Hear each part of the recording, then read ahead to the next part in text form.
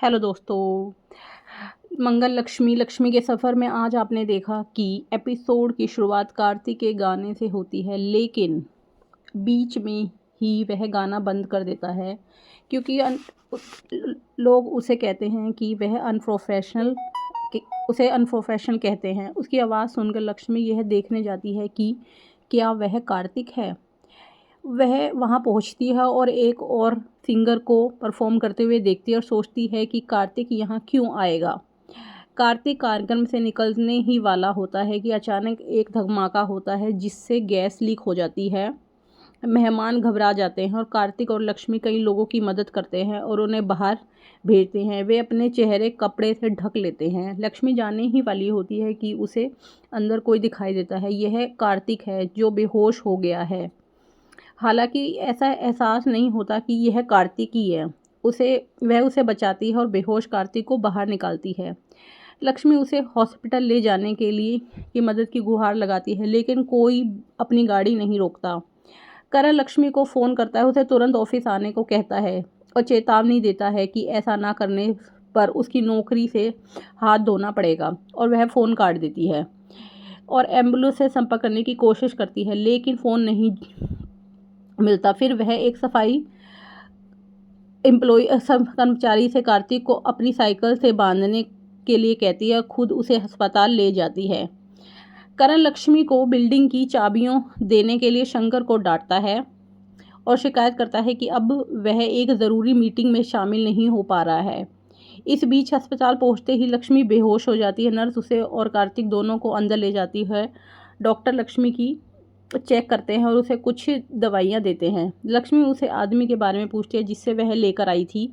Doctor उसे बताता है कि वह उसे ठीक समय पर ले आई और वह एक बिल्कुल सेफ़ है, और वह उसे कुछ खाने की सलाह देते हैं, लेकिन लक्ष्मी यह कहकर मना कर देती है कि वह करवा चौथ का फास्ट रख रखा है। डॉक्टर मुस्कुराते हैं और कहती है कि लगता है उसकी आदमी की पत्नी ने भी व्रत रखा था, इसलिए वह बच गया। लक्ष्मी अस्पताल से निकलने की तैयारी करती है, तभी नर्स उसे कार्तिक का फ़ोन देती है। गायत्री फ़ोन करती है। लक्ष्मी फ़ोन उठाती है, लेकिन फ़ोन बंद हो आता है। वह नर्स से फ़ोन चार्ज करने के लिए कहती है। बाहर चांद देखकर वह अस्पताल में ही अपना व्रत तोड़ने का फैसला करती है और अपने फ़ोन में कार्तिक की फ़ोटो लगा के अपना फास्ट खोल लेती है पानी पी के। वह माँ दुर्गा से कार्तिक की सुरक्षा की प्रार्थना करती है। कार्तिक को होश आता है और नर्स से उसे पता चलता है कि एक महिला उसे अस्पताल लाई थी और उसकी जान बचाई थी, और वह कहता है कि उसे मिलना चाहता है। उसे ढूंढने निकल पड़ता है। नर्स उसे बताती है कि उसका फ़ोन बज रहा था और कार्तिक अपने पिता का फ़ोन उठाता है, उन्हें आश्वासन करता है कि वह बिल्कुल ठीक है। इस बीच लक्ष्मी अपने फ़ोन पर कार्तिक की तस्वीर देखती है और अपना करवा चौथ का व्रत तोड़ लेती है। कार्तिक उसे लड़की को ढूंढता है जिसने उसकी जान बचाई थी, लेकिन लक्ष्मी को वो बिल्कुल भी देख नहीं पाता, तो उसे उसके ठीक बगल में ही खड़ी थी।